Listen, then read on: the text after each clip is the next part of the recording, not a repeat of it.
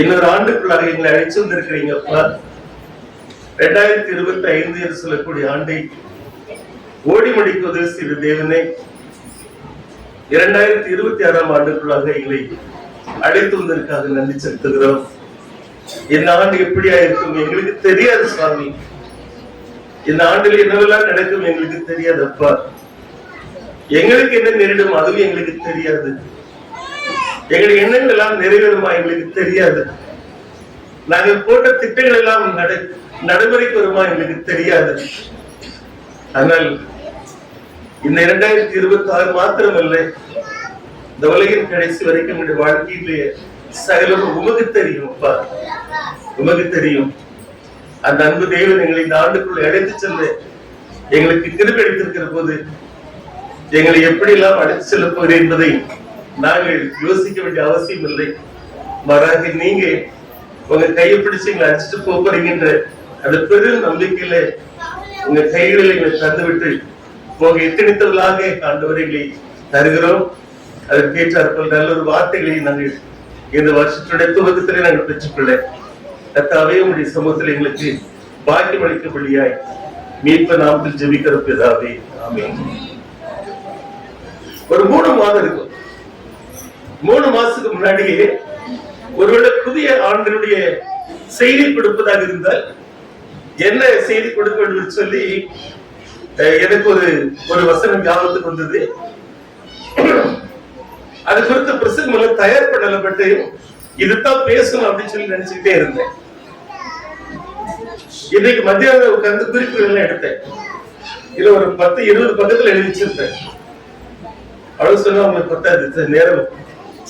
ஆனா ஆட்டோல வந்துச்சுக்கிற சமயத்துல பாதி தூரம் வந்த பிறகு அங்க வரை ஜெர்மனிக்கு வந்துட்டே இருந்தேன்.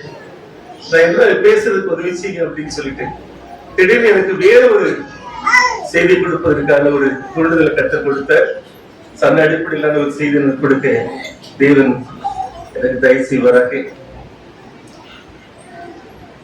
யூத கிறிஸ்தவர்கள் அல்லது யூதர்கள் அவங்க புது வருஷத்தை எப்படி ஆரம்பிப்பாங்கன்றத வச்சு நான் உங்களுக்கு ஒரு செய்தி நான் கொடுக்க விரும்புறேன். தேவ ஜனங்கள் என்று சொல்லக்கூடிய அந்த பாக்கியத்தை அவங்க இழந்து போயிருந்தாலும் இன்றைக்கும் கடவுளுடைய பிரமாணத்தின்படி வாழணும்னு சொல்லி ஒப்பு கொடுத்த ஒரு ஜனக்கூட்டமா அந்த பூமியில அவங்க இருக்கிறாங்க. இஸ்ரேல் தேசத்துல இன்னும் பல தேசங்கள்ல அவங்க இருக்கிறாங்க. அவங்க புது ஆண்டை எதிர்கொள்கிற போது எப்படி அந்த புது வருஷத்தை எதிர்கொள்வாங்கன்னு சொல்லி நான் தற்செயலாக படித்தேன். எப்ப படிக்க நேர்ந்து சொன்னா, இஸ்ரேல் காசா வார் நடந்தது இல்லையா, 2 வருஷத்துக்கு முன்னாடி நடந்தது. போன ஆண்டுக்கு முந்தின ஆண்டு 2024 செப்டம்பர் மாத வாக்கில 2 சம்பவம் நடந்தது. ஈரான் தேசத்திலிருந்து பெரிய குண்டுகளை இஸ்ரேல் மேல போடுறாங்க. அதுல இருந்து 10 நாள் கழிச்சு லெபனான்ல இருந்து ஒரு பெரிய தாக்குதல் இஸ்ரேல் மேல நடக்குது. இந்த சம்பவம் எல்லாம் நடக்கிற போது டிவி முன்னாடி உட்கார்ந்துகிட்டு அது போன் எடுத்து பார்த்துக்கிட்டு இந்த யுத்தம் நின்று போகணுமே, ஜனங்கள் அடிக்கிறாங்களே அப்படின்னு சொல்லி ஒரு பக்கம் பதவதைப்பு, இன்னொரு பக்கத்துல இஸ்ரேல் தேசம் தோத்து போயிடக்கூடாது அப்படின்னு அந்த ஒரு நினைப்பு வேற. சரி ராத்திரி 2 மணிக்கு கூட எடுத்து பார்த்துக்கிட்டு இருப்பேன் என்ன நடந்ததுன்னு சொல்லிட்டு. இந்த 2 சம்பவத்தை ஏன் சொல்லணும் சொல்லிடுறேன். ஈரான் தாக்குதல் செய்த அந்த நாள் யூத ஜனத்திற்கு அல்லது இஸ்ரேல் கிறிஸ்தவர்களுக்கு ரோஸ் ஹாசானா அப்படின்னு சொல்லிட்டு, ரோஸ் ஹாசானான்னு சொன்னா ஹெட் ஆஃப் த இயர், வருஷத்தினுடைய முதல் நாள். யூதர்களுக்கு வருஷத்தினுடைய முதல் நாள் அந்த பண்டிகை கொண்டாடப்படுகிற அன்றைக்கு ஒரு பெரிய தாக்குதல் அந்த தேசத்தின் மேலே ஏற்பட்டது. அதிலிருந்து 10 நாட்கள் கழிச்சு யாம் கிப்பூர் அப்படின்னு சொல்லக்கூடிய ஒரு நாள், பண்டிகை நாள். அது வருஷத்துடைய எல்லா நாட்களை காட்டிலும் மிக பரிசுத்தமான நாள் என்று சொல்லி அது ஜனங்கள் போற்றின ஒரு நாள். அந்த நாளிலே லெபனான் தாக்குதல். இந்த 2 நாட்களுமே அது ஒட்டுமொத்த தேசமும் எந்த ஒரு பணி செய்யாதபடிக்கு கடைகள் எல்லாம் மூடப்பட்டிருக்கும், போக்குவரத்து எல்லாம் இருக்காது, எந்த ஒரு வேலை யாருமே செய்ய மாட்டாங்க. இன்றைக்கு கூட ஓய்வு நாள் அன்னைக்கு நீங்க இஸ்ரேல் தேசத்துக்கு போறீங்கன்னு சொன்னா ஒட்டுமொத்த தேசமும் அமைதியா இருப்பதை நீங்க பார்க்க முடியும். தேவனுடைய பிரமாணத்தின்படி வாழ்ந்து சொல்கிறேன், எண்ணத்துக்கு ஆளான ஜனக்கூட்டம் அங்க இருக்குது. அந்த யாம் கிப்பர் சொன்னோம் இல்லையா, இந்த யாம் கிப்பர்ங்கிறது என்னன்னு சொன்னா, நம்முடைய வேதத்துல லேவியராகமம் 23வது அதிகாரத்துல இஸ்ரேல் ஜனம் ஆசரிக்கப்படி ஆண்டவர் பட்டியலை கொடுக்கிற அந்த பட்டியலில வரக்கூடிய 5வது பட்டியல் நினைக்கிறேன், 7ஆம் மாதம் 10ஆம் தேதி உங்களுக்கு பாவ நிவாரண நாளாக இருக்கும் என்று சொல்லி சொன்னார். இந்த வார்த்தை உங்களுக்கு ஞாபகத்தில் இருக்கா? 7ஆம் மாதம் 10ஆம் தேதி பாவ நிவாரண நாள் ஞாபகம் இருக்குதா? அதாவது ஆசரிப்பு கூடாரத்தில் தினந்தோறும் பலிகள் செலுத்தப்பட்டு வந்தாலும் வருஷத்துல ஒரு முறை பிரதான ஆசிரியர் ஹை பிரிஸ்ட் அவர் நிச்சயமா அந்த ஆசிரியப்பு கூடத்துடைய மகா பரிசுக்குள்ள உள்ள பிரவேசித்து ஜனங்கள் எல்லாருடைய பாவ நிவர்த்திக்காக போய் பலி செலுத்திட்டு வருவார், ரத்தம் செலுத்திட்டு வருவார். அது அவர் செய்ய போகிற சமயத்துல ஒட்டுமொத்த ஜனமும் என்ன செய்யும் சொன்னா, வேதம் சொல்லுகிறது, வேதத்தில் வாசிக்கலாம், லேவியராகமம் 23வது அதிகாரம் 27வது வாக்கியம். அந்த 7ஆம் மாதம் 10ஆம் தேதி உங்களுக்கு பாவ நிவர்த்தி செய்யும் நாளும் சபை கூடும் பரிசுத்த நாளுமாய் இருப்பதாக. அப்பொழுது நீங்கள் உங்கள் ஆத்துமாக்களை தாழ்மைப்படுத்தி கர்த்தருக்கு தகன பலி செலுத்த கடவீர்கள். அந்த நாள் உங்கள் தேவனாகிய கர்த்தருடைய சந்நிதியில் உங்களுக்காக பாவ நிவர்த்தி செய்யப்படும் பாவ நிவாரண நாளாய் இருக்கிறபடியால் அதுல யாதொரு வேலையும் செய்ய வேண்டாம். அந்நாளிலே தன்னை தாழ்மைப்படுத்தாத எந்த ஆத்மாவும் தன் ஜலத்தில் இராதபடிக்கு அறுப்புட்டு போவான்.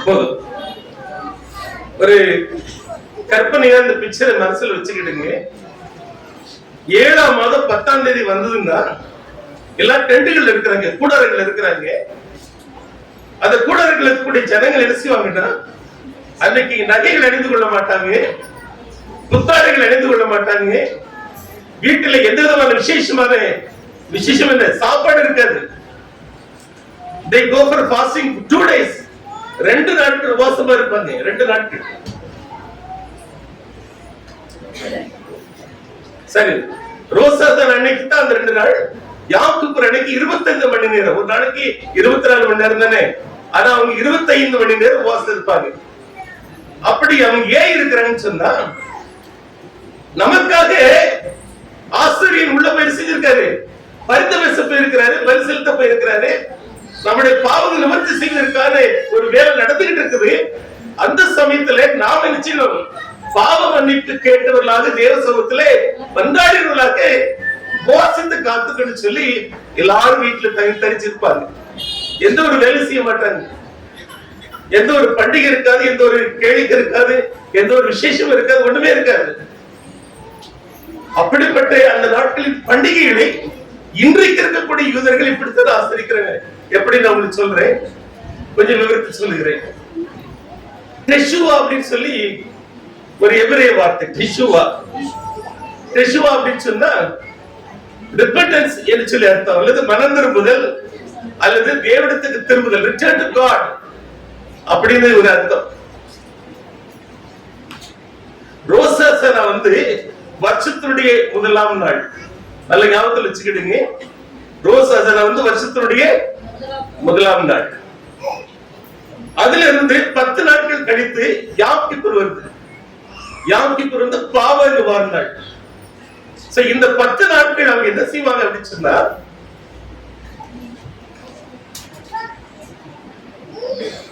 அந்த நாளிலே தன்னை தாழ்மைப்படுத்தாத எந்த ஆத்மா வார்த்தை வருதா, யாம் கிப்பர் அன்றைக்கு, அதாவது பாவ நிவாரண அன்றைக்கு நமக்கான பாவ நிவர்த்தி செய்யப்படும்படியான ஒரு காரியம் நடைபெறப் போவதாக, அதற்கு ஏதுவாக நாம என்ன செய்யணும் அப்படின்னு சொன்னா, போன வருஷம் முந்தின வருஷம் நம்ம ஏதாவது பாவம் செய்திருந்தோமானால் அது என்னவென்று கண்டுபிடித்து அந்த பாவத்துக்கை சரி பண்ணக்கூடிய வேலையை செய்யணும். 10 நாள் இந்த வேலையை எடுத்துக்குவாங்க. இன்னும் சரி சொல்வதால் முந்தின மாசம் 30 நாட்கள் எலுல் என்று சொல்லக்கூடிய மாதத்தினுடைய அந்த 30 நாட்கள் இதை சேர்த்துக்குவாங்க. அது ஆங்கிலத்தில் சொல்வதால் சீசன்ஸ் ஆஃப் ரிப்பெண்டன்ஸ் அப்படி சொல்லுவாங்க. மனம் திரும்புவதற்கான காலங்கள் என்று சொல்லி அந்த 30 நாள் இந்த ஒரு 10 நாள் 40 நாட்கள்.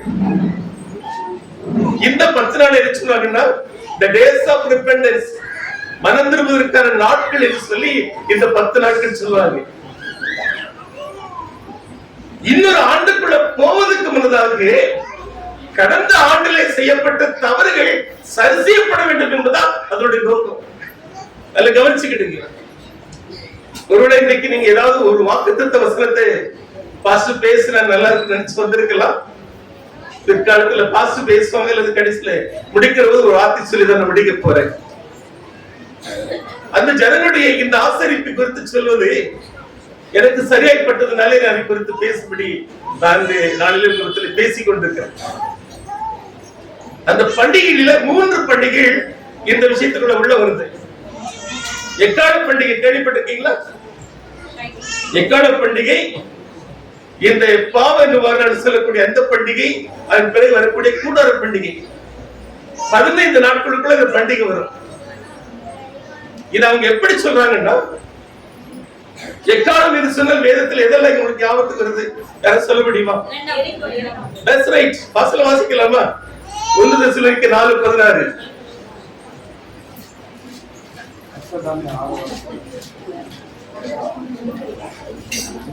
எடுத்தவங்க வாசிங்க. ஏனெனில் கர்த்தர் தாமே ஆரவாரத்தோடும் பிரதான தூதனுடைய சத்தத்தோடும் தேவ எக்காளத்தோடும் வானத்திலிருந்து இறங்கி வருவார். அப்பொழுது கர்த்தர் தாமே ஆரவாரத்தோடும் பிரதான தூதனுடைய சத்தத்தோடும் தேவ எக்காளத்தோடும் வானத்திலிருந்து இறங்குவார். தேவ எக்காளம் ஊதுகிற போது தேவனுடைய வருகை சம்பவிக்கும் என்பது அதனுடைய அர்த்தம். எக்காலம் ஊதுங்கள், ஜனத்தை கூட்டுங்கள் என்று சொல்லி ஏசியா புத்தகத்திலே வாசிப்பதை பார்க்க முடியும். சத்தமிட்டு கூப்பிடு. பழைய ஏற்பாடு புத்தகத்தில் எனக்கு அந்த வசனங்கள் குறிப்பில் நான் வைத்திருக்கவில்லை, மறதி என்பதனால சொல்லிக் கொண்டு போகிறேன். சீனாய் மலையிலே ஆண்டவர் இறங்கி வந்த அந்த சமயத்திலே அது ஒரு சம்பவம் சொல்லப்படுகிறது. எக்காலம் பலமாய் ஊத ஊத, எக்கால சத்தம் பலமாய் துணிக்க துணிக்க தேவன் இறங்கி வந்தார் என்பதான ஒரு கருத்தங்க இருக்கிறது. ஆகிய நம்பிக்கை என்று சொன்னால் எக்கால பண்டிகை இன்றைக்கு, அன்றைக்கு எக்கால பண்டிகை என்று ஆசரித்த காரியம் வேறு. ஆனால் இன்றைக்கு அதே எக்கால பண்டிகை. இன்றைக்கு எக்காலம் ஊதுகிற போது we tell the world that our Lord is going to come. அந்த எக்கால சத்தத்தை நாம் இன்னைக்கு ஊதுகிற போது இயேசுவாக திரும்ப உலகத்திற்கு வரப்போகிறார் என்று சொல்லக்கூடிய செய்தியை சொல்லுகிறோம் என்று சொல்கிறார்கள். our Lord is going to come. நம்முடைய ஆண்டவர் வரப்போகிறார். அதன் கடையாளமாக தான் நாங்கள் எக்காலத்தை ஊதிக்கொண்டிருக்கிறோம் என்று சொல்லி அவர் நிந்திக்குவதை செய்கிறார்கள். நீங்க கூகுள் போய் சர்ச் பண்ணி பாருங்க. அந்த அந்த கொம்பனுடைய ஆட்டுக்குமுடைய அந்த இதுலதான் அந்த கொலை செய்து அந்த ராம்ப் அந்த ஆட்டுடைய கூட அந்த கொம்புல அந்த குழலை செய்து அதுதான் வாசிப்பாங்க. நீங்க சர்ச் பண்ணி பார்க்கலாம். அந்த ரோசா தான் அன்னைக்கு அவங்க எல்லாரும் அந்த ஊதுறதை நீங்க பார்க்க முடியாதுன்னா ஒருத்தர் சொல்லிக் கொள்ளுதல், தேசத்தில் உள்ள மற்ற ஜனங்களோடு கூட தங்களுடைய சந்தோஷத்தை பகிர்ந்து கொள்ளுதல். நம்முடைய ஆண்டவர் வரப்போகிறார், நம்முடைய ஆண்டவர் சீக்கிரமாய் வரப்போகிறார், அதற்காக நாம் ஆயத்தப்படுவோம் என்று சொல்லக்கூடிய விதமாக இந்த பண்டிகையை அவர்கள் ஆசரிப்பார்கள். எக்கால சத்தம் ஊதுகிற போது ஆண்டவர் வருவார், வந்து நம்ம நினைத்து போ. நம்முடைய நம்பிக்கை அதுதானே. எக்கால சத்தம் ஊதுகிற போது ஆண்டவர் 2ஆம் முறையாக இந்த பூமியில வெளிப்பட்டு நம்ம நினைத்துக் கொண்டு போக வரப்போகிறார். சரி, அவர் வந்து நியாயத்தீர்ப்பு கொடுப்பார் இல்லையா? அம்மா வெளிப்படுத்தல் புத்தகத்துல அவர் சொல்லுகிற போது பரிசுத்தோட இன்னும் பரிசுத்தமாகட்டும் சொல்லுங்க. அந்த நீதி உள்ளவர் இன்னும் நீதி செய்யட்டும், அரியாசியர் இன்னும் அரியாசியட்டும்.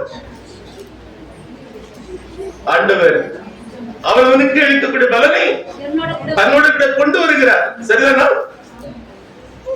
அது அந்த பாவ நிவாரணம், அதாவது யாக்கோப்புக்கு ஒப்பிடாம சொல்றாங்க. யாக்கோப்பு அல்லது பாவ நிவாரணம் அன்னைக்கு அந்த ஆசரிப்பை அவர்கள் செய்கிற சமயத்துல மனம் திரும்பல, பழைய வாழ்க்கையை மாற்றிக்கொள்ளல, கடந்த காலத்துல செய்த தவறுகள் என்னவென்று சொல்லி கண்டுபிடித்து அதை சரி செய்து ஒப்புரவாகி சரிப்படுத்தக்கூடிய முயற்சிகள் எல்லாம் பண்ணலன்னு சொன்ன அவங்களுக்கு இன்றைக்கும் சொல்லுகிறேன், அவங்களுக்கு ஒரு பயம் உண்டு. தேவனுடைய நியாயத்திற்கு எனக்கு எதிராக வந்துவிடும், தேவனுடைய நியாயத்திற்குள்ள நான் நிற்க முடியாது, நான் அழிந்து விடுவேன் சொல்லி பயந்து இந்த 10 நாட்களில் என்னவெல்லாம் செய்ய முடியுமோ அத்தனை செய்துடுவாங்க. 10 நாள் கழிச்சு நமக்கு ஒரு பரிசீலனை வச்சுக்குவோம். அந்த 10 நாள் என்ன செய்வோம்? உட்கார போது எந்திக்கிற போதும் புத்தகத்துக்கு அலையோம் இல்லையா? அது போல அந்த பாவ நிவாரண அடுக்காக ஜனங்களை சொல்லுவாங்க, ஆயத்தப்படுவாங்க. 10 நாள் என்னவெல்லாம் செய்ய முடியும் சொல்லிட்டு ஒரு 4 காரியத்தை நான் சுருக்கமா சொல்றேன். ரொம்ப விவரித்து சொல்ல இருக்கிற நேரத்தை நான் எடுத்துக்கொள்ள விரும்பவில்லை, நேராட்சி இருக்கிறேன். ஒரு மனுஷன் தவறு செய்தான் அப்படின்னு சொன்னா அந்த தவறு முதலாவது என்ன செய்ய கண்டுபிடிக்கப்படும். Recognizing the wrong deeds. போன ஆண்டுல என்ன தப்பு செஞ்சேன், என்ன தவறு செஞ்சேன், யாருக்கு எதிராக நான் பேசினேன், எங்க நான் பொய் சொன்னேன், எங்க தேவனுடைய வார்த்தை மீறினேன், எங்க தேவனுடைய கட்டளையினால மீறப்பட்டது, எங்க தப்பு நடந்து போச்சு அப்படின்னு சொல்லி கண்டறிகிற வேலையை முதலாவது செய்வாங்களாம்.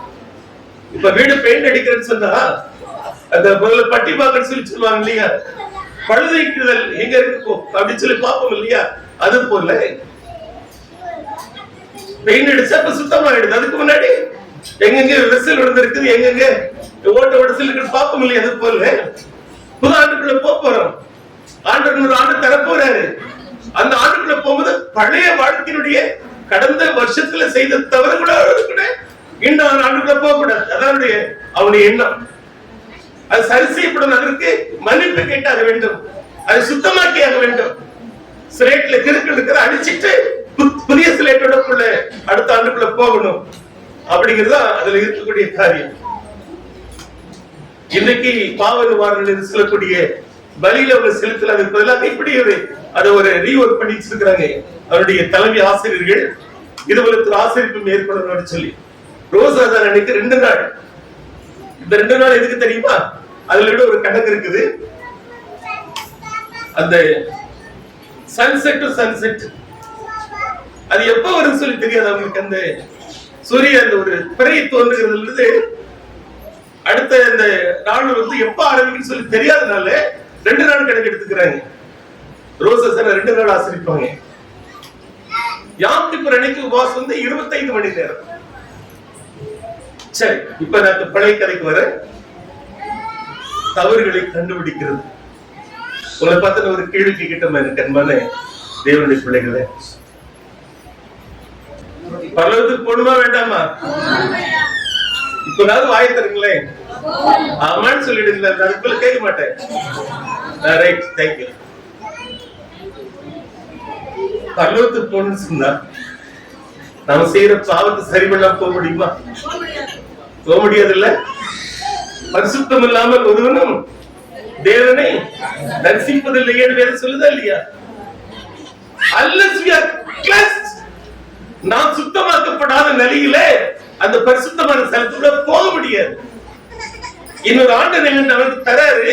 அந்த ஆண்டிலே நாம் தேவனுடைய பிள்ளைகளாக பிரவேசிக்கணும்னு சொன்னா கடந்த காலத்துடைய தவறுகளை சுமந்து கொண்டு போக வேண்டாம். எனக்கு அன்பான தேவனுடைய பிள்ளைகளை, சரிதான் நான் சொல்றது? நைட்டு வீட்டுல போய் பாருங்க, ஏதாவது தவறு செய்திருக்கோம்னா பி சீரியஸ். அன்போடு கூட இதை கேட்டுக்கிறேன், மிகுந்த கவனம் செலுத்துங்க. ஒரு நாள் நைட்டு நீங்க முடிச்சிருந்தா பரவாயில்லை, ஒரு இன்னைக்கு முடியலன்னு சொன்னா இந்த வாரத்துல கொஞ்சம் டைம் எடுத்துக்கிடுங்க. 1ஆம் தேதி வரதுக்கு முன்னாடி இந்த வேலை செய்ய பிரயாசப்படுங்க. யாருக்கு எதிராவது தப்பு பண்ணி இருக்கிற மாதிரி முதலாவது தப்பு கண்டறியப்பட வேண்டும் ஒன்று. இரண்டாவது காரியம், அது தவறுக்கான வருந்துதல் ஏற்படும். remorse for sin. தப்புக்காக வருத்தப்படணும். வருத்தப்படாத மனம் திரும்புதல் கிடையவே கிடையாது. without pain there is no repentance. நான் தப்பு பண்ணிட்டேன்னு சொல்லக்கூடிய வலி, ஒரு வேதனை, யாருக்கு எதிராக செய்திருந்தாலும் சரி அவர்களுக்கு நான் கொடுத்த வலி, வேதனை, காயம் என்பதை நான் உணர்ந்து வருத்தப்பட்டால் தான் அங்கு மனம் திரும்புதல் ஏற்படுகிறது. சாரி பிரதர், நான் உங்களுக்கு எதிராக தப்பு பண்ணிட்டேன் அப்படின்னு கேட்கிற போது, பரவாயில்ல பிரதர் அப்படின்னு சொல்லிட்டு போறதில்ல. நம்ம நினைச்சுக்கிறோம் இப்படி கேட்டா எல்லாம் சரியா போச்சு. தப்பு. யாராவது நீங்க எப்படி நான் ஒரு ஜென்டில்மேன் அப்படிங்கிற டைப்ல சாரி அப்படின்னு சொன்னா பரவாயில்ல பாஸ்டர் அப்படின்னு சொல்லிட்டாருன்னா விஷயம் முடிஞ்சு நினைக்கிறோம்ல. தப்பு தப்பு. ஏன் அப்படி பேசுறேன்னு கேக்குறீங்களா? இப்போ அவங்க இருக்கிறாங்க, அவங்களை பற்றி அவதூறா ஒரு வார்த்தை பேசுறேன், 4 பேர் பற்றியில பேசுற ஒரு பொய் வார்த்தை சொல்றேன். அந்த அவதூறு வார்த்தை அந்த மக்கள் இடத்துல நிற்குமா? போற பரவுமா? அது கூடத்துல இருக்க 4 பேர்ல ஒருத்தர் வீட்டுல போய் நான் என்னவோ நினைச்சேன், பாஸ்டர் அவரை பற்றி இப்படி சொல்லிட்டாரு, ஒருவேளை உண்மையா இருக்குமோ? ஆமா இல்ல. அப்ப அந்த கூட வீட்டுல இவ்வளவு கேட்கிற போது, ஆமாங்க அன்னைக்கு அவர் இப்படி பண்றது நான் பார்த்தேன், பார்த்துக்கவே மாட்டாங்க சேர்த்து சொல்லுவாங்க. ஆகவே அவரை குறித்த எண்ணங்கள் எல்லாம் அப்படி பரவுது, ஒரு கெட்ட செய்திய பரவுது. யாரு காரணம்? அந்த அவதூறு வார்த்தை சொன்ன நான் தான் காரணம். சரிதானா? நாளைக்கு ஒரு இடத்துல போய் நிக்கிற போது இவர்கிட்ட போய் எதுக்கு பேசுவாங்க, இவர் அந்த மாதிரி ஆளுகள் சொல்லி அவர் கூட சிநேகிதம் இருந்தவங்க வெளியே கூட வச்சுட்டோம். சரியா? செய்வாங்கல்ல. வாதப்படுகிறார் அப்படின்னு சொன்ன அந்த கைகள் நீராத வெடிக்கி அவர் ஒரு வாட்டி போட்டு நம்ம இந்த பக்கம் போக சொல்லி நினைப்பாங்க இல்லையா? ஒரு மனுஷனுடைய குணத்தை நான் கெடுத்துட்டு இல்லையா சொல்ல போயினாலே. ஒரு புரிதுங்களா நான் சொல்றது? ஒரு உதாரணத்துக்கு தான் சொல்றேன். அவன் செய்யற தவறு அதனுடைய விளைவு இந்த பூமியில வெளிப்படுத்திடும். ஆதவனோட படத்தை தானே பறிச்சாங்க, வேற எதுவும் தப்பு பண்ணாங்க? ஆண்டு வரை உங்களுக்கு எதிராக நாங்க இருக்கிறோம் அப்படின்னு சொல்லி எதுவும் பண்ணாங்க? ஒண்ணு கிடையாது. தூண்டப்பட்டாங்க, ஆசைப்பட்டாங்க, பழத்தை சாப்பிட்டாங்க. விளைவு இன்னைக்கு ஒட்டுமொத்த உலகம் விழுந்து கிடக்குது. எந்த ஒரு செயலுக்கு விளைவு உண்டுன்னு சொல்லி பௌதிகத்துல படிக்கிறவங்கள, பிசிக்ஸ்ல இந்த மாதிரி நாம் செய்யற ஒவ்வொரு தவறுடைய விளைவுகளை இந்த பூமியில வெளிப்படுத்தி விடும். நீங்க நம்ம ரகசியம் செஞ்சாலும் சரி, வெளியரங்கம் செஞ்சாலும் சரி, பிசாசுடைய அந்த வேலைக்கு நம்ம துணை பண்ண சொன்னா பிசாசு அதை பயன்படுத்திக்குவோம். இப்ப நான் என்ன செய்யணும் தெரியுமா? இப்ப நான் மனம் திரும்பணும், இன்னொரு ஆண்டுக்குள்ள நான் பிரவேசிக்கணும். நான் ஒரு யூதனா இருப்பேன்னு சொன்னா, ஒரு யூத கிறிஸ்துவனா இருப்பேன்னு சொன்னா, இந்த பாவ நிவாரணம் சந்திப்பேன்னு சொன்னா என்ன செய்ய தெரியுமா? யோசனை பார்க்கணும். அவருக்கு எவ்வளவு கஷ்டத்தை கொடுத்திருக்கிறேன், என்னால அவருக்கு எவ்வளவு அவமானம், அது எனக்கு நேர்ந்த எப்படி இருக்கும்? அதை நான் உணர்ந்து வலி வேதனை அதை உணரணும். I must feel that pain. I must feel that என்ன சொல்லுது, அந்த பாதிப்பை நான் உணர்ந்தோம். உணர்கிற போது நான் என்ன செய்வேன்? போய் அறிக்கை செய்ய போவனா இல்லையா? அறிக்கை செய்வனா இல்லையா? மூன்றாவது காரியம், போய் என்ன செய்வோம்? அறிக்கை செய்ய போவோம். பாவை என்ன சொல்லி கண்டுபிடிச்சாதான் தப்புக்கா வருத்தப்படுவோம். தப்புக்கு வருத்தப்பட்டாதான் பாவத்தை மன்னிச்சிடுன்னு சொல்லி கேட்க போவோம்.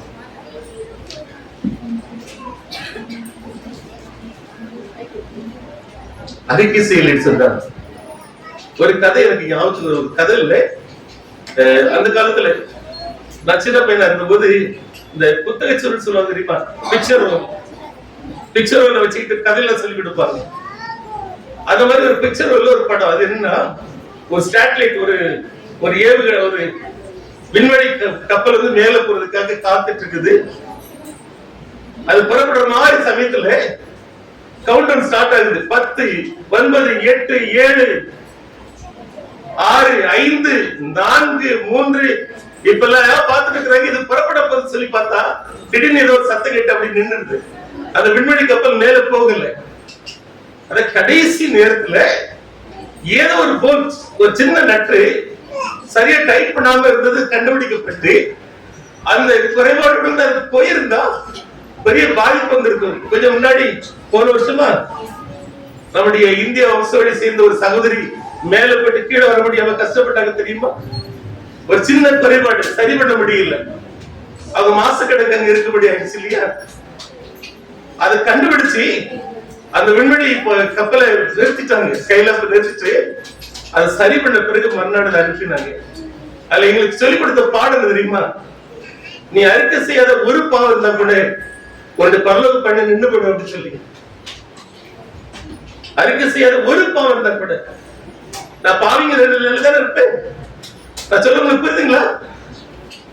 I have not confessed one sin. அது வந்து என்ன செய்யும்? பாவி தான் சொல்லிக் கொடுக்கும். நான் கிளியர் பண்ணல இல்ல, I'm still a sinner தான் சொல்லிக் கொடுக்கும். I am cleansed, I am saved சொல்ல முடியாது இல்ல. அறிக்கையிடாத ஒரு பாவம் இருந்தா கூட பரலோக பண்ண தடைப்பட்டு சொல்லி எங்களுக்கு சொல்லிக் கொடுத்தாங்க. போய் சாரி கேட்டுடணும். நான் உங்களுக்கு ஒரு விஷயம் சொல்லட்டுமா? நான் உங்களுக்கு இந்த சம்பந்த பிரசங்கத்தை சொல்லியிருக்கா யாக்கோபு ஏசா கதை யாருக்கா ஞாபகம் இருக்கா? பேசிருக்கேன்னு நினைக்கிறேன். I remember.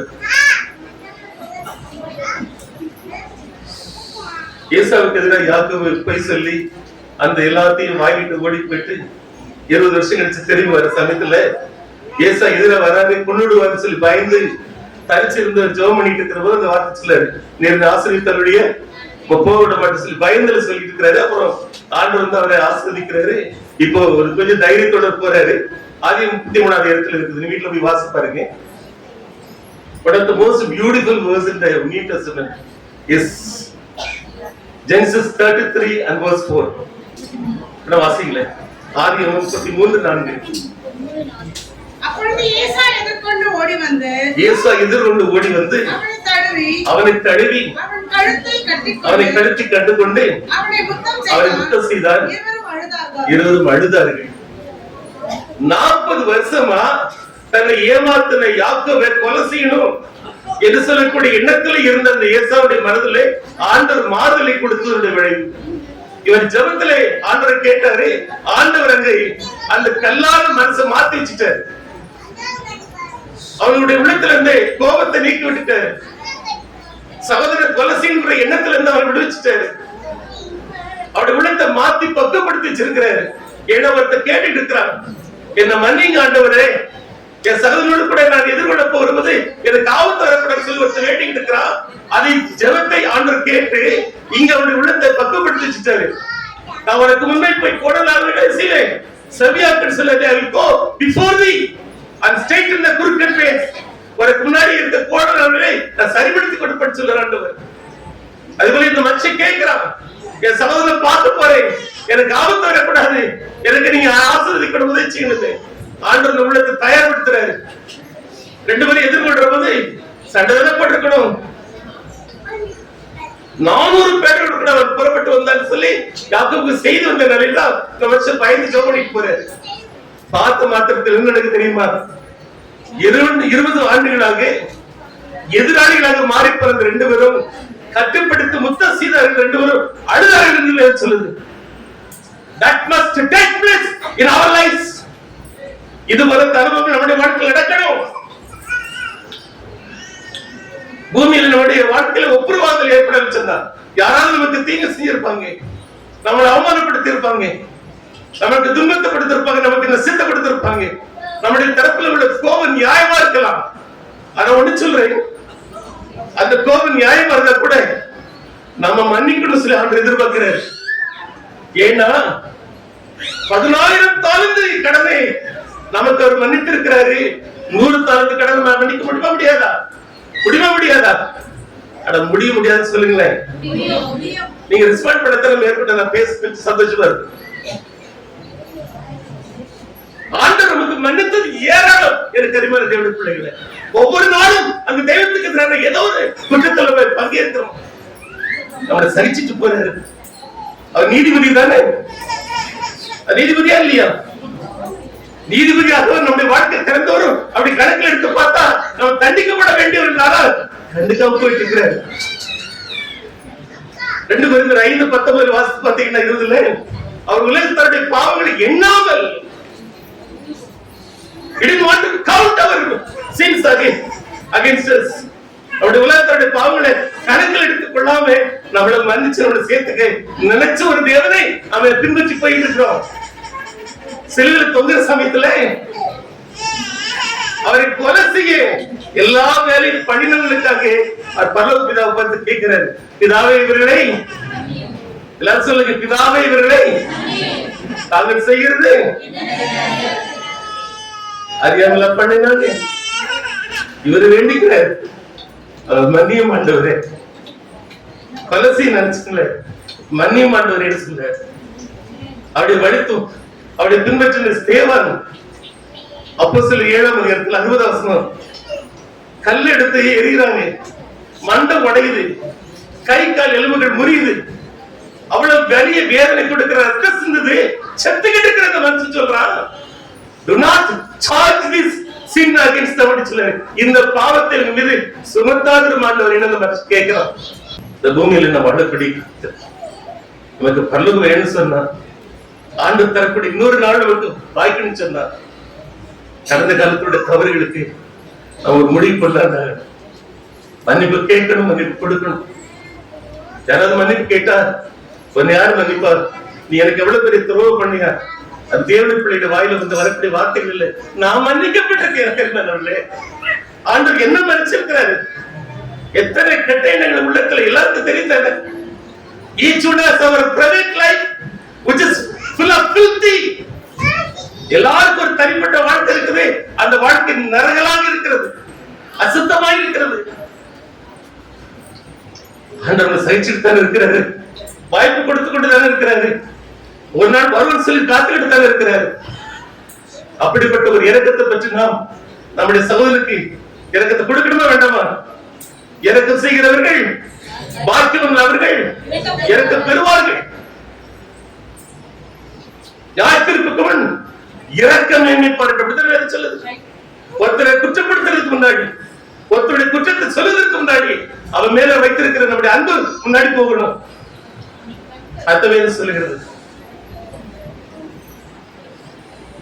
இன்னொரு ஆண்டுக்குள்ள போவதுக்கு முன்னாடி, பரலோகத்துக்கு அழைக்கப்படுறதுக்கு முன்னாடி ஆண்டவரை பார்த்து கேட்கிறாரு, அவர்களுக்கான கத்தை சரி பண்ணிக்க அப்படின்னு சொல்லி. அதனால என்னுடைய அன்பான பிழைந்த சவி சகோதர சொல்லி பார்த்து நான் கேட்க விரும்புறேன். உண்மையிலேயே புது ஆண்டை நீங்க கொண்டாட நினைச்சீங்கன்னா பரலோகத்துக்கு பயணத்தை தொடரணும். அந்த ஒரு வாய்ப்பாக தான் ஆண்டவர் ஒரு ஆண்டை தந்திருக்காருன்னு உங்களுடைய நினைக்க மனது சொல்லுகிறேன். நமக்கு எதிராக யாரை தவறு செஞ்சிருந்தாங்கன்னா அவனை மன்னிச்சிடுங்க, மனசார மன்னிச்சிடுங்க. For heaven's sake, for your eternal life's sake, for Jesus' sake, அந்த இயேசு நிமித்தமாக, நம்முடைய இரத்த வாழ்வு நிமித்தமாக, அந்த பருவத்து நிமித்தமாக மன்னிச்சிடுங்க. அதே போல நம்ம 4 பேர் காயப்படுத்திருப்போம் இல்லையா? போன் பண்ணி, சாரி சிஸ்டர், நான் தப்பு பண்ணிட்டேன், தவறு செஞ்சுட்டேன், உங்களை பத்தி எதை பேசிட்டு மன்னிச்சிடுங்களான்னு ஒரு வார்த்தை கேட்க முடியுமா முடியாதா? இதை கூட செய்வதற்கு ஆயத்தம் இல்லைன்னு சொன்னா பரவாயில்ல, இல்லை எனக்கு அன்பர்களே. மன்னிப்பை கொடுப்பதற்கு, மன்னிப்பை கேட்பதற்கு ஆயத்தம் இல்லை பரவாயில்ல, கிடையவே கிடையாது, கிடையவே கிடையாது. No place in heaven. நாம எந்த தெய்வத்தை அப்பான்னு சொல்லி அழைக்கிறோமோ, ஆண்டவர் சொல்கிறோமோ, அவர் நம்ம கொச்சு கொடுத்துக்கிற பாடம் உன் சத்துருக்களை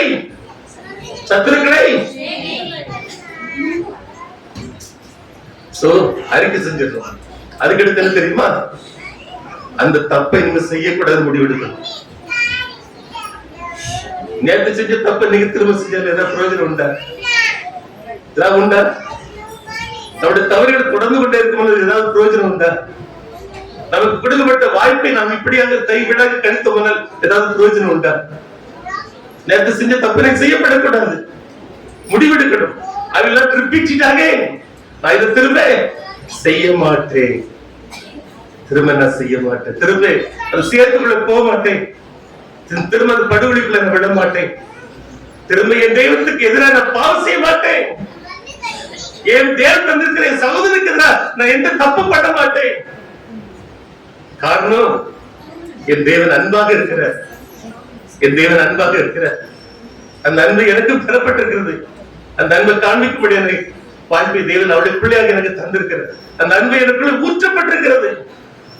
I must reveal it.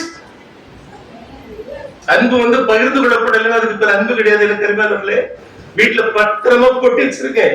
என் மனசுல நிறைய அன்பு இருக்குது. அவளை பற்றி நினைச்சாலே என்ன அதை காமிக்க கொடுத்த பிரயோஜனமே கிடையாது. உங்க முன்னாடி போறவங்களே மனசு நிறைய அன்பு இருக்குது, போறவங்களை கண்டு கமர்ந்ததுக்கு பேர் அன்பு கிடையாது. சாப்பியமான கேட்கணும், வாமான சொல்லணும், வந்து உட்காரமான கேட்கணும், நல்லா இருக்கான்னு கேட்கணும், முடியலன்னா உதவி செய்யணும். அதெல்லாம் செய்யாம நான் அவங்களை ரொம்ப நேசிக்கிறேன் தெரியுமா, அந்த வார்த்தை எதுக்கு குப்பையோட போட விட்டுறான். அடுத்த காரியம் நம்மளுக்கு பாருங்க, ஒரு 5 நிமிஷத்துல எந்த ஒரு பாதிப்பினால் ஏற்படுச்சோ அதை சரிப்படணும். இடத்துல தோண்டின குழி வரும் இல்ல, படம் தோண்டின குழி வருமா, அந்த படத்தை மூடணும். இப்போ சொன்ன இல்லையா, அவருக்கு எதிராக நான் பேசினேன். பலர் மத்தியில் அந்த பேச்சுக்கு போயிருக்கோம், பலர் அவர் தப்ப நினைச்சிருப்பாங்க. இப்ப நான் திரும்ப நினைக்கிறேன், ஆண்டுடைய பிள்ளையா மாற நினைக்கிறேன், தேவனுடைய பிள்ளைய நடந்துக்க நினைக்கிறேன், என் விஷயத்த சரி பண்ண பாக்குறேன். அப்படிங்கிற முயற்சி இருக்குமா நான் நினைச்சுன்னு தெரியுமா, யார் மத்தியில போய் அவங்களை பத்தி தப்பா பேசணும், அவங்க மத்தியில போய் நான் தான் போய் சொன்னேன், நான் தான் தப்புன்னு சொல்லணும். அவருக்கு ஏற்பட்ட பாதிப்புகள் வெளியே கொண்டு வரணும், அந்த பாதிப்பை சரி பண்ணணும். அவங்க சொல்ல புரியுதுங்களா? That's what real repentance is. உண்மையான மறந்துதல் என்பது இதுதான். வெறும் சாரி கேட்டு போறதுல கிடையாது. ரெஸ்டோரேஷன் சொல்லி ஆங்கிலத்தில் ஒரு வார்த்தை இருக்கு இல்லையா, ரெஸ்டோரேஷன் என்ன தெரியுமா, அதை பிரிச்சு பார்த்தீங்கன்னா ரீஸ்டோர், பழைய இடத்துக்கு திரும்பி கொண்டு வருதல். நம்மளை பிள்ளைகளை நினைச்சு ஆண்டவர் நம்மளை எழுந்து போனார் இல்லையா, இப்போ அவர் நம்மளை திரும்ப சேர்த்துக்கிறது பழைய பிள்ளைகளாக நினைக்க விரும்புறாரு. அதை நம்ம என்ன செய்யறது தெரியுமா, ஒருத்தருடைய உறவுல நமக்கு பிரச்சனை ஒருவிட சமாதானம் பண்ணி சரி பண்ணி சாரி எல்லாம் கேட்டு முடிச்சிட்டோம்னா திரும்ப பழைய மாதிரி அவங்களோட இருப்போம். எனக்கு எதுக்கு வம்பு, நான் என் பாட்டுக்கு விலகி போறேன். இந்த உறவு திரும்ப வராத பட்சத்தில் அதுக்கு பேர் மறந்துடுதல் கிடையாது, சரிப்படுத்தல அர்த்தம். அப்படின்னு சொல்லி அதே மாதிரி ஆட்டம் நினைச்சு நமக்கு வாழ்க்கை விட்டா உங்களெல்லாம் 2ஆம் தடவை ஒரு இடத்துல தங்கி வைக்க போறேன், ஏன் ராஜ்யத்துக்கெல்லாம் நீங்க வர முடியாது, என் பிள்ளைல மாற முடியாது அப்படி இருக்கும். சரி செய்யப்படணும். இதெல்லாம் இந்த 10 நாள் செய்வாங்க, லிட்டரலா செய்வாங்க.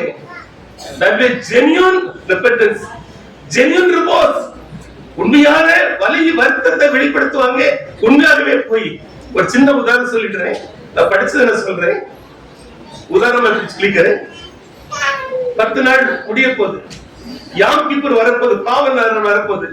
இப்ப நானே அந்த நாளுக்கு ஆயத்தப்படக்கூடிய விதமா நான் செய்த தவறுகளை கண்டுபிடிச்சு சரி பண்ணிட்டு வரேன். இப்ப கடைசியா 2 நாள் இருக்கிற போது எனக்கு ஒரு விஷயம் தெரியுது, ஒருத்தருக்கு எதிராக ஒரு தப்பு பண்ணது எனக்கு இப்பதான் ஆபத்து வருது.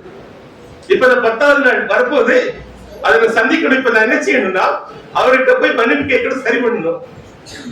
விசாரிச்சு பார்த்தா அவர் அந்த ஊர்ல இல்லை, அவர் கன்னியாகுமரியில இருக்கிறாரு.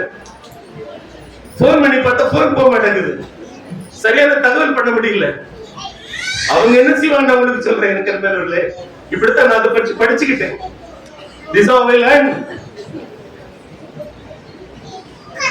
ட்ரெயின்ல போனா லேட் ஆயிடும், பிளைட்ல போறேன்னு சொல்லிட்டு போய் மழையில போய் இறங்கி எங்கிருந்து பஸ் பிடிச்சு போய் அவர் எங்க இருக்க விசாரிச்சு எடுத்து அவர்கிட்ட போய் மன்னிப்பு கேட்டு ஒப்புரவாக்கி அதை சரி பண்ணிட்டு நான் 10ஆவது நாளுக்கு எனக்கான பாவ நிவர்த்தி நடக்கிறேன். அந்த நாளுக்கு நான் தகுதியில்லாமல் போய்விடக் கூடாது என்பதற்காக அதை நான் சரிபடி கொண்டேன் என்பதை முடித்துவிட்டு அந்த நாளுக்கு போகும் பாரு. என்ன இப்படித்தான் ஜனங்கள் இன்றைக்கு அவங்க அப்படித்தான் புதிய வருஷத்தை எதிர்கொள்றாங்க.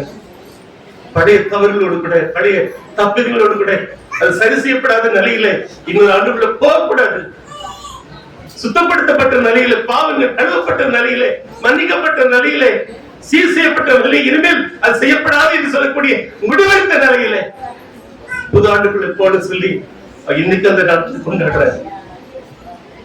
அந்த பாவம் தெரியுமா, அந்த 25 மணி நேரம் அந்த 51 சங்கீதத்தை வாசிப்பாங்க.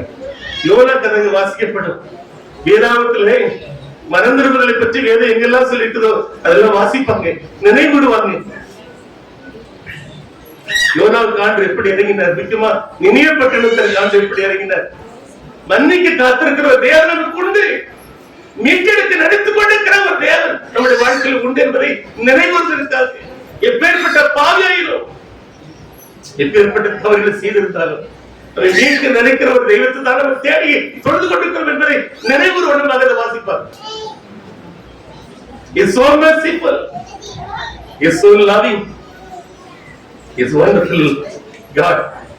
What a relationship between him and his children. நமக்கு அவருக்கு இடையில உள்ள உறவை சரிப்படுத்துவதற்காக ஆர்வமா இருந்ததற்காக செயல்படுகிற ஒரு தேவன் நமக்கு இருக்கிறார் சொல்லி இதெல்லாம் வாசித்து பார்ப்பாங்க. கடைசி ஒரு வசனம் சங்கீதம் 51:10. தேவனே, சுத்த இருதயத்தில் என்னிலே சிருஷ்டியும், நிறைவான ஆவியை என் உள்ளத்திலே புதுப்பியும். உங்களுக்கு இந்த வருஷத்துல என்ன ஆசீர்வாதம் வேணும், நான் உங்களுக்கு வாங்கி தர ஆரம்பிச்சேன். என்னமே நாடு வேலை போயிட்டு வந்தவர்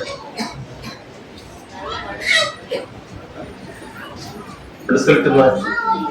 The best gift, the best blessing that you can ask your God today is a clean heart. சரிதானா? அதுக்காக பெரிய ஆசீர்வாதம் உங்களுக்கு தேவை நினைக்கிறீங்களா? நான் பாவி ஆண்டவரே, எனக்குள்ளே சுத்த இதயத்தை என்னை சிருஷ்டிங்க. Create in me a clean heart. எனக்குள்ள புதிய இந்த இதயத்தை உங்களுக்கு தெரியுமா? நிறைய அடுத்த முறை வந்து பேசுறேன். I'll continue. இது எழுதி எப்படிப்பட்டதுன்னு சொல்லி பைபிள் சொல்லுது. அங்கிருந்துதான் எல்லாமே புறப்படுதான். மஞ்சுகோ புறாமே உங்களுக்கு தெரியுமா அந்த வசனங்கள் இருக்குன்னு? எல்லாம் இருந்தா புறப்படுது. இது திருக்குறது கேட்டுள்ளதா இருக்குது. That's the real condition of our heart. அதோட போலாமா? முடியாது, பரவாயில்ல, போக முடியாது. இந்த புது வருஷத்துல எனக்கு கண்பான் தேவடைய பார்த்து ஒரு சகோதரர் ஒரு ஊழிய கதை பார்த்து கேட்கிறேன், கடவுள்கிட்ட நீங்க என்ன ஆசீர்வாதங்களை கேட்கணும்? முதலாம் தேவராஜ்யத்தை தேவை இல்ல கூட கொடுக்கப்பட்டு சொல்லிருக்காரு இல்லையா? அவருடைய வார்த்தை அவர் நிறைவேற்றுவாரு. நம்ம கேட்க வேண்டியது தெரியுமா? எனக்கு சுத்த இதயத்தை அங்கப்பா. உங்களை போல நான் எல்லாரும் நேசிக்கணும், உங்களை போல நான் யாரையும் இருக்கக்கூடாது, உங்களை போல அன்பு செலுத்தணும், உங்களை போல சுத்தமான இதயத்தோடு நான் இருக்க விரும்புகிறேன், உங்க பிள்ளையா இருக்க விரும்புகிறேன். சுத்த இதயத்தை தாங்கன்னு சொல்லி இந்த ஆசீர்வாதத்தை கேளுங்க என்று உங்களை பார்த்து நான் கேட்கிறேன். சரிதானா? அடாமன்னு சொல்லுங்களேன். அப்படித்தான் முடிக்கல. அதுக்கு பண்ணேன் 10:5 சொல்றது, இதயத்தில் சுத்தமுள்ளவர்கள் அவர்கள் அந்த பார்க்கணுமா? ஏசப்பா பார்க்கணுமா? இதய சுத்தமுள்ள முடியும். 4 கார் வச்சிருக்கிற பல்லத்துக்கு போக முடியாது, 500 பவுண்ட் அதை வச்சிருக்க பல்லத்துக்கு போக முடியாது. உங்கள்கிட்ட இருக்கிற பயமுட்டு தப்பா நினைச்சுக்காதீங்க. Because I am wealthy, no, நான் பெரிய ஆளா இருக்கிறேன், முடியாது. நீ யாரா இருந்துச்சு போங்க, எந்த பாதரா இருங்க, தலைவரா இருங்க, எவ்வளவு பெரிய திறமைசாலி இருங்க, பல்லத்துக்கு போகணும்னு சொன்னா சுத்த எதிரில சுத்த எதிரில சீக்காடு. சரிதானா? இது ஜனங்கள் புது ஆண்டு எதிர்கொள்கிற போது சுத்தப்படுத்திக்கிட்டு இன்னொரு ஆண்டுகளை போவோம். தேவன் தந்திருக்கிற அந்த ஆண்டுல குறைவுள்ளவங்களை போவேன் சொல்லி அவங்க ஆசைத்தது இல்லை. தற்கொலை பிள்ளைகளை பார்த்து நான் கேட்கிறேன். நாட்டில் நேரத்துக்குள்ள பயிற்சி எடுக்கும், சுத்தப்படுத்திக்கிட்டு தேவன் தரப்போற 2026 போவோம். புதிய இதயத்துக்காக தேவசனத்துல கேட்போம். சுத்த இதயமுள்ளவர்கள் தேவனை பரலோகத்துல மாத்திரம் இல்ல, வாழக்கூடிய இந்த பூமியில you can see God in everywhere. நீங்க பாக்குற எல்லா இடத்துல உங்களுக்காக அந்த ஆண்டவர் என்ன பண்ணிட்டு சொல்லி உங்களை பார்க்க முடியும். You can see God right here. இந்த இடத்துல ஆண்டவர் நீங்க பார்க்க முடியும். உங்களுக்கு என்ன செய்யறது பார்க்க முடியும், பரலோகத்துல பார்க்க முடியும். அந்த பெரிய பாக்கியத்தை நோக்கி கடந்து போகும். God bless you.